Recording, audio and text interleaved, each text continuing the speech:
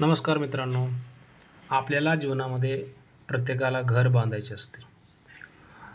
पण घर बांधताना अगोदर आपल्याला ओपन प्लॉट पाहावा लागतो. अशा वेळेला जर आपल्याकडे तुम्ही पाहत आहात अशा प्रकारचा जर आपल्याकडे ओपन प्लॉट असेल, म्हणजेच चारी बाजू असमान फुटाच्या आहेत.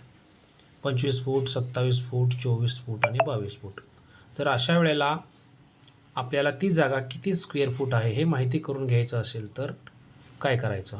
चला तर पाहूया. ही जागा आता किती स्क्वेअर फूट आहे, किती चौरस फूट आहे आपण काढूया.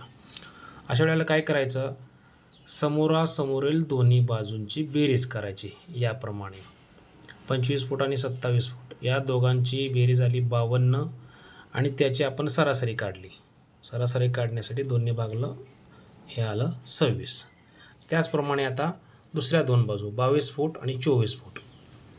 22 अधिक 24 46 आले. सरासरी काढण्यासाठी दोन्ही भागलं 23 आलं.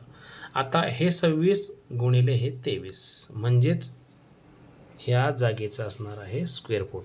26 गुणिले 23 बरोबर 598 चौरस फूट. ही जागा 598 चौरस फूट असणार आहे. धन्यवाद.